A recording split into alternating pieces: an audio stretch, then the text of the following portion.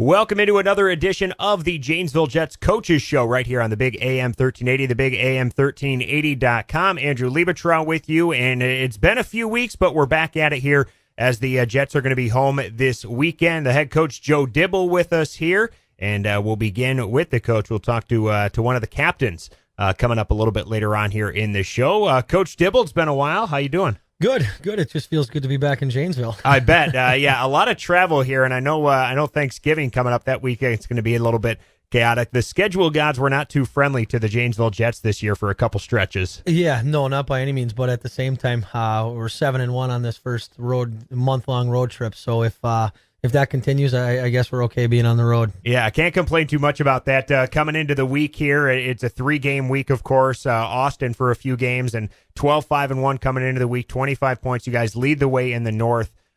Just talk about the overall play here. We'll get into specifics in a little bit, but talk about the overall play during this stretch. Yeah, you know what? It hasn't been just a couple guys. It's been the whole club from our goaltenders, defensemen, forwards. It's been an absolute team effort.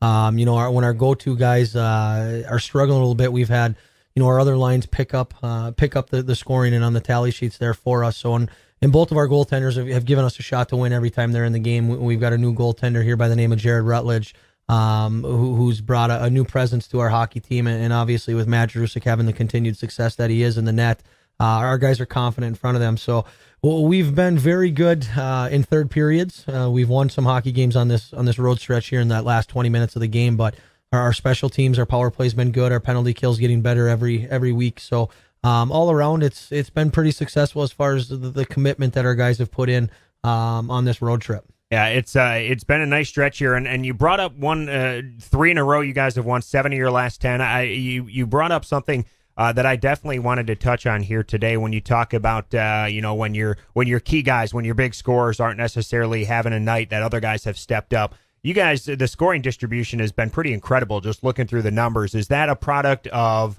your depth, of the style that you're playing now with this aggressive style? Where does that come from with that distribution? Well, I would say it's a little bit of our depth. It's definitely the biggest, or the best group we've had from top to bottom since I've been here in Janesville. And the biggest thing is they've bought in as far as it's not about individual success, it's about team success. So they know if their line's successful or if they're doing all the small things that their teammates are going to have success as well. So for them to achieve their goals as far as college hockey or advancement into the USHL, they need everybody on the team to help with that. So we've really grasped onto that, and these guys have put their individualities aside for the team. And I think that's been the biggest reason we've seen from top to bottom guys contributing all over the score sheet for us. Do you have to lead much vocally with this group, or is this a group that does a lot of that on their own?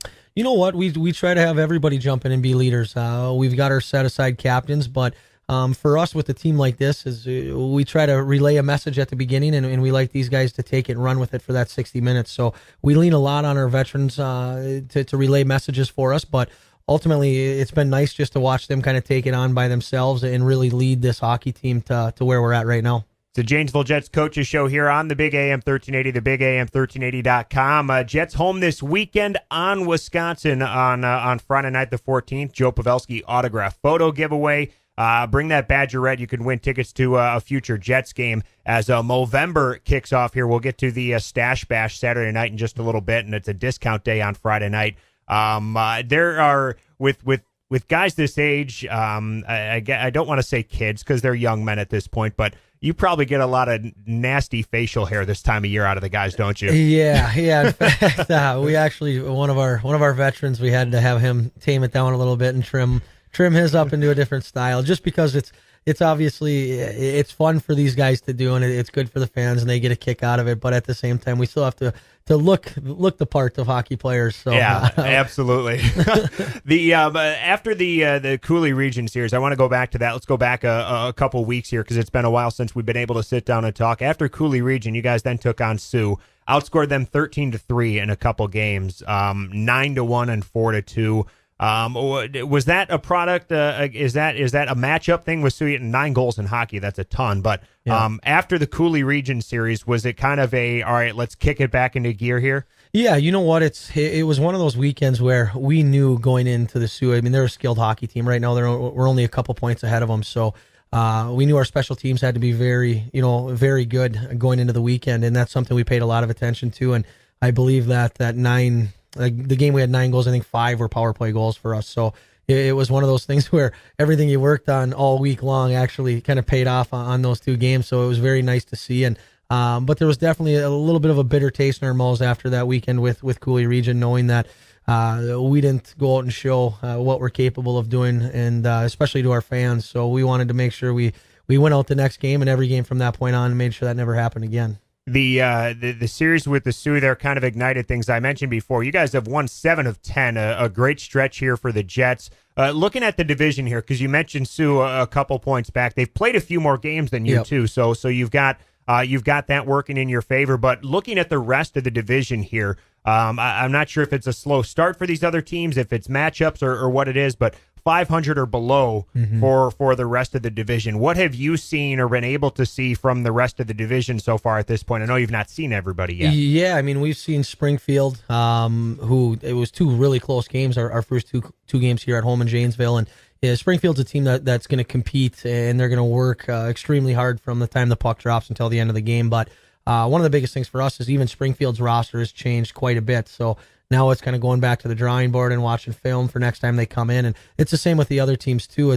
Well, in junior hockey, when you're not having that success right away, fortunately for us, we're able to go make trades and things like that, where you can go acquire players throughout the season to kind of change the aspect and maybe shake things up in your locker room. So there's some teams in our division that have definitely changed from what we saw them, whether we played them or on film, even in the past week. So I would say right now a lot of it's coming down to goaltending. We've got some really, really good goaltenders in our division, and I think it'll start to sort itself out in the next couple weeks now that we're all playing interdivision games. You mentioned transactions here, and I think you guys have made 11 so far this season, in-season transactions at least, that is. Is that a pretty average number across the league, or is that a little bit higher? Well, ours right now I'd say is a little bit higher because we've used some of our affiliate players, some of our younger guys that they're actually just here to play one game and they go back to their AAA team or their high school team or something like that. And our goalies, we've moved some players up to the USHL as well. So ours is a little bit on the higher end, but if you take out the affiliate players and the kids advancing,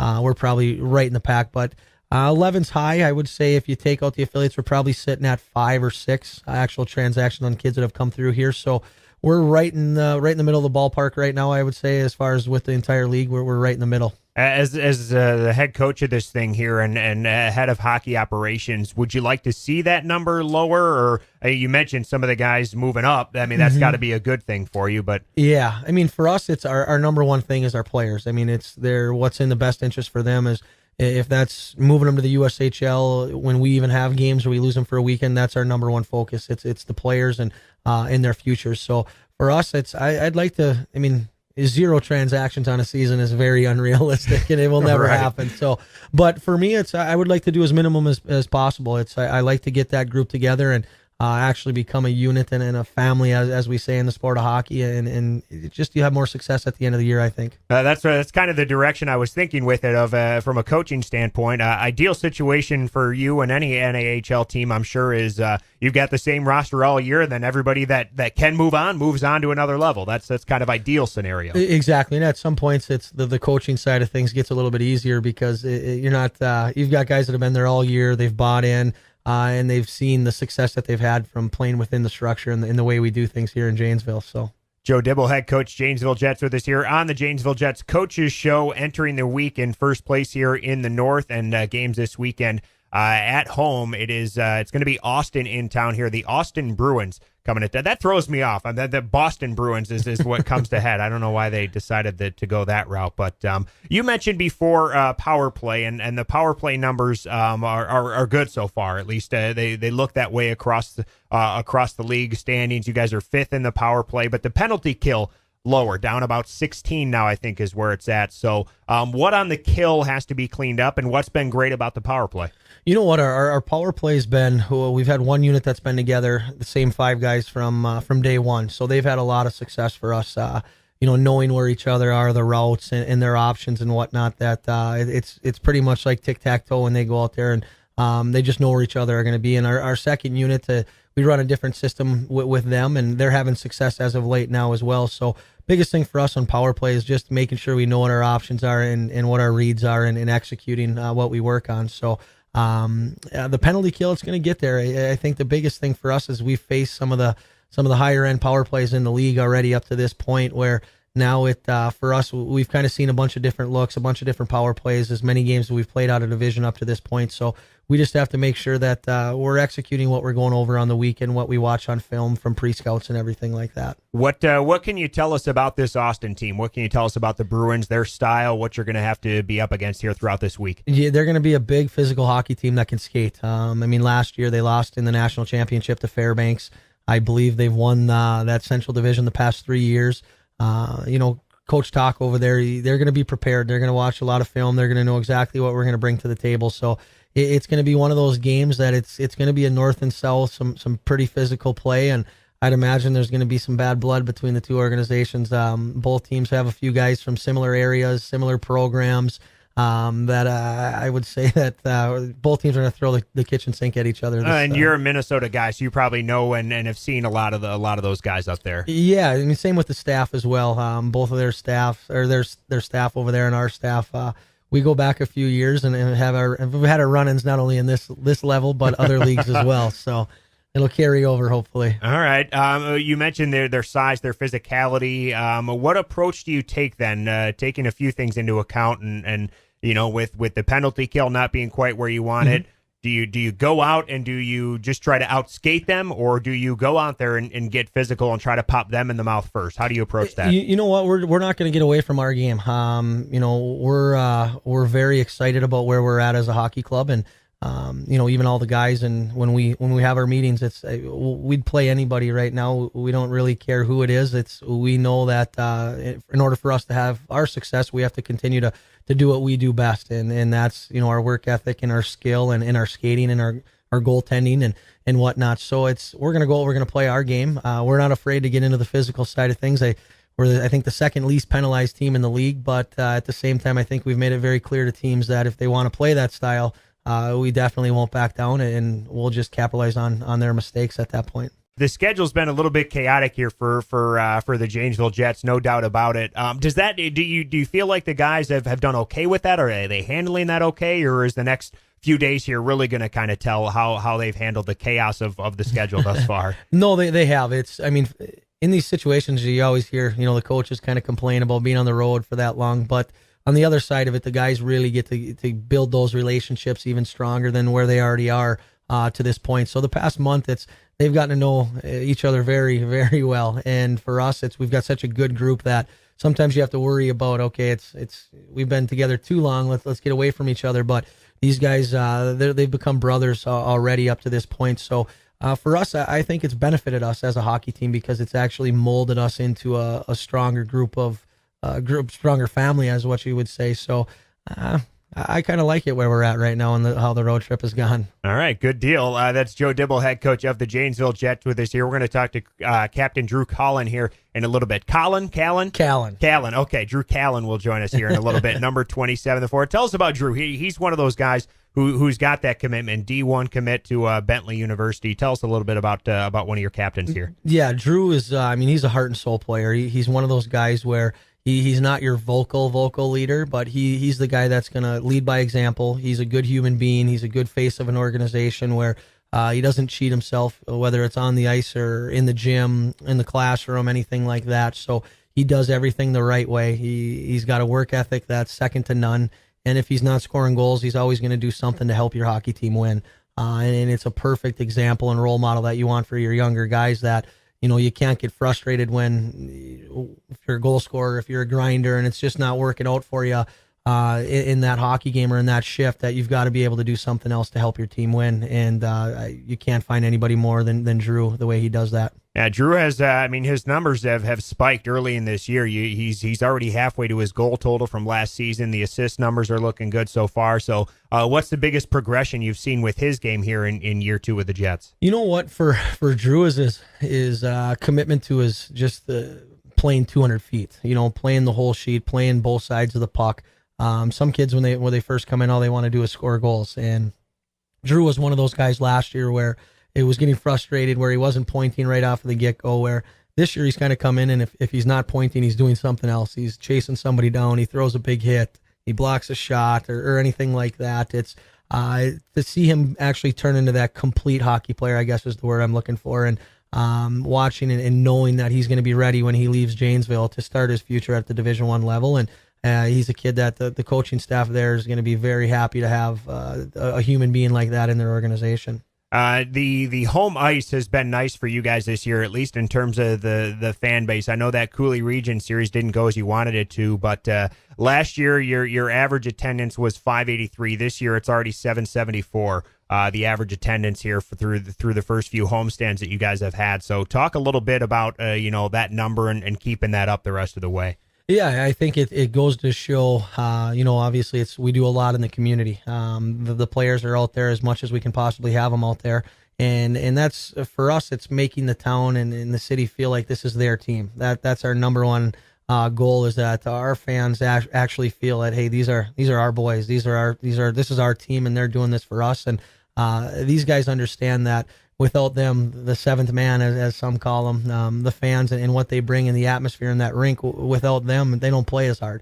And I tell the guys all the time, we talk, you hear the saying all the time is go win fun for the Gipper. And I think it should be changed. It should be, go win it for the people in the rink that are there watching you and giving you that momentum and energy and whatnot. And our guys, it's the type of character that we have as well. They're very personable. They're going to stop and they'll sign an autograph or take a picture.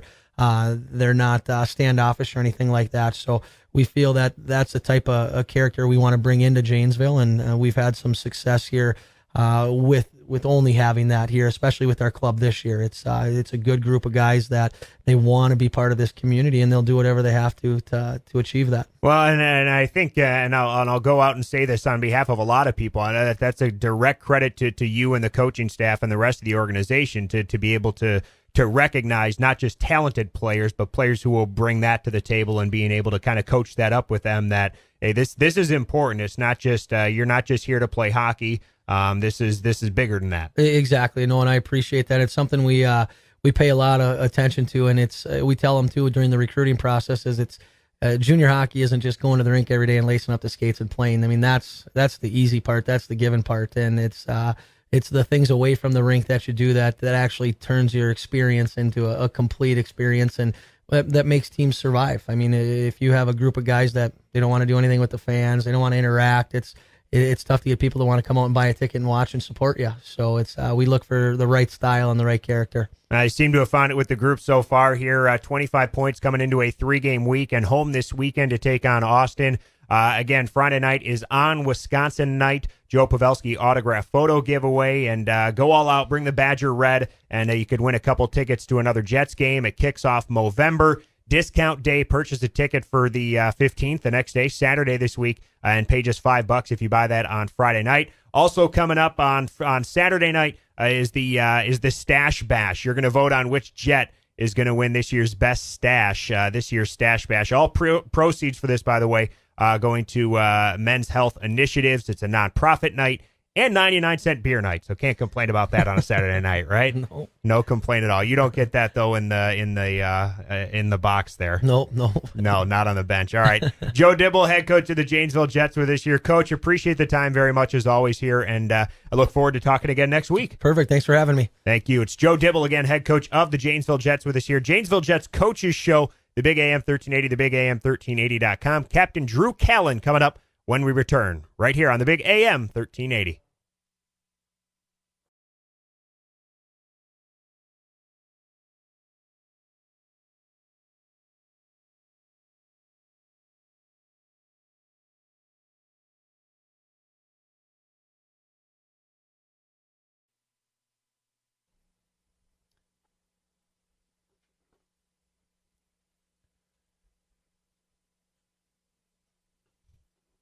Back here on the Big AM 1380, the Big AM 1380.com. Andrew Liebetraw with you. It's the Janesville Jets Coaches Show, but we don't just talk to Coach Dibble each week. We talk to one of the players, and we've talked to a few here so far already this week. Joined by number 27 on the sweater, a captain, forward Drew Callin. Drew, how you doing tonight? Good. How are you? I'm very well. Thank you for jumping in. Thank you for jumping on board for the show this week. Coach Dibble had some very nice things to say about you before we got going here, and talked a lot about you're kind of developing into a complete hockey player this season compared a little bit to last year and just your growth and development. Was that a focus of yours this offseason and coming into this year?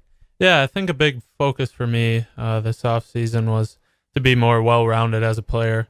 I think last year I was kind of more offensive in the offensive zone, just playing there. And, in order to move up and move on to the next level, you got to be able to play all three zones: offensive zone, neutral zone, D zone. So I'm working really hard this year and continue to work hard on D zone, neutral zone, and keep my offensive game good as well. Well, the offensive game is certainly still there. 8 goals already through 18 games. You're halfway to your total from last year in 56 games. So that's coming well, obviously, +6. Are you a guy that looks at numbers much? I don't really look at numbers much. I think points are a product of hard work, and we got a lot of guys on our team that work really hard, and that's why they're putting up points. So I think you'll get the bounces when you work hard. So. Yeah, you've got a big distribution. We talked about that with Coach. The distribution of points and scoring on your team is pretty deep. I imagine that's something that is better than any years past in any level you've played, just that distribution. Yeah, exactly. I mean, this is a team we have here that is unlike any other I've played on. We got guys we can turn to at any point in the game, and in order for us to make a deep run, we got to have everybody on board. So it's nice to see everybody pitching in. We've talked a lot about the schedule with Coach and kind of the chaos of it here so far. You guys have spent a lot of time on the bus of late, but I imagine that's kind of brought you guys closer as a team and allowed guys like you as a captain to kind of help bring these guys together. Yeah, for sure. I mean, the long bus trips, lots of guys are playing cards and watching movies and hanging out. So it's good for everybody, to get along, stay in hotel rooms together. It really gets the guys bonded and, brings us closer as a team. Probably helps that you're winning too. Probably those road trips, those bus trips might be a little rougher if you guys weren't winning games, right? Yeah. On the way back after a win is, it's much happier than a loss. Talking with Drew Callin here, number 27, a captain for the Janesville Jets, a 6'2" forward out of Middleton. It's got to be pretty cool, but to be pretty close to home to play junior hockey. Yeah, it is.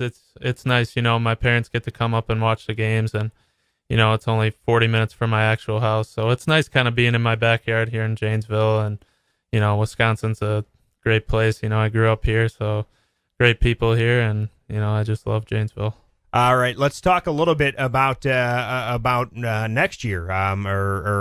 Next year, I imagine, is when things start for you at Bentley, correct? Okay, so a D1 commit. First, congratulations. It's very cool.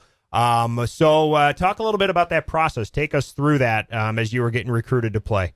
Yeah, it's kind of a long process. A lot of D1 coaches spend time watching a lot of games. I know for me, Bentley started watching me, early January, and, they kind of started talking to me, at the end of the season. So they watched a good amount of my games, and, it's just a long process. Those coaches look for,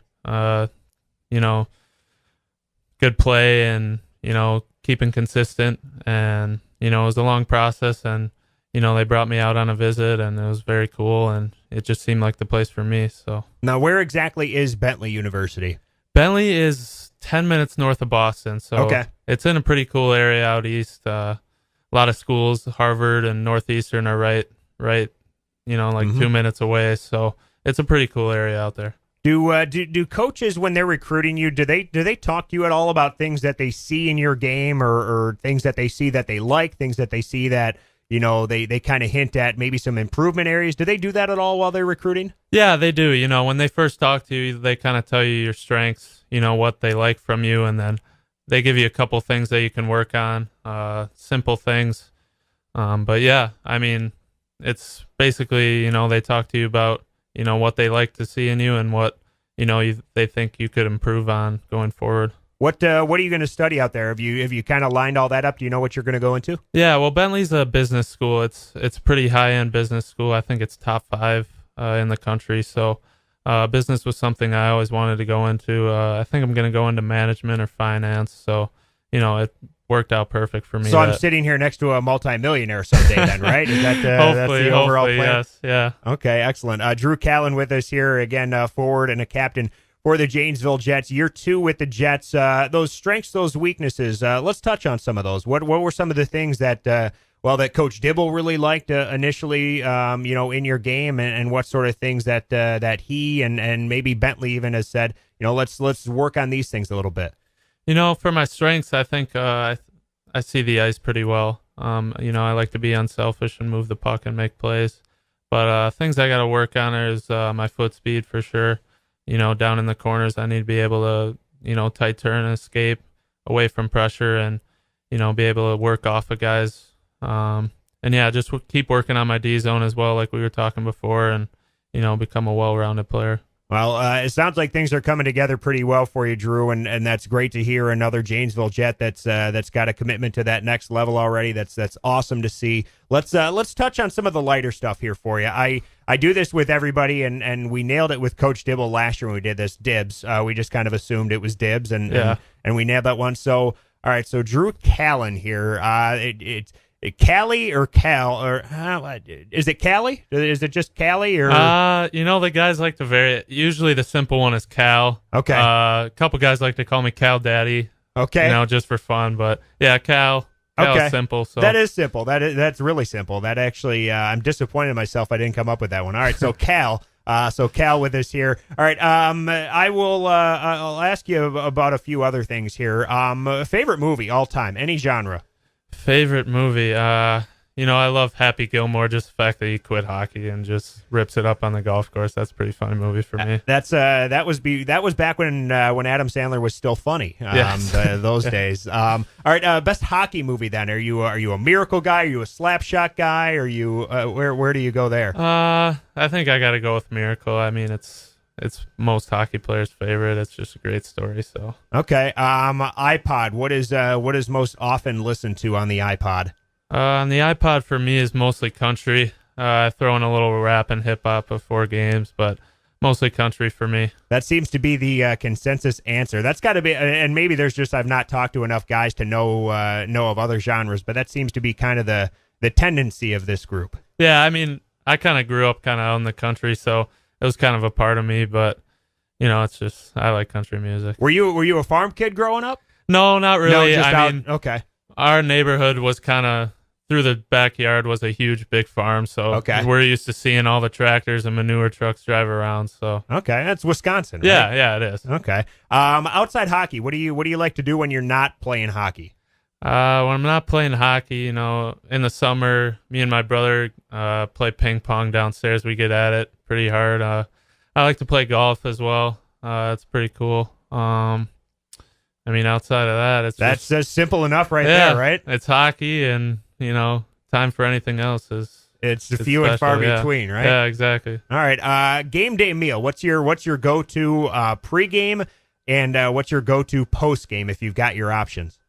Pre-game meal for me is definitely buttered noodles and chicken. When we have home games, I always like to go to noodles and grab some buttered noodles and chicken. And then post-game, I usually have just a protein shake and maybe like a ham sandwich, turkey sandwich or something. That's right. I forgot this team is all full of health nuts. I forgot about that aspect here.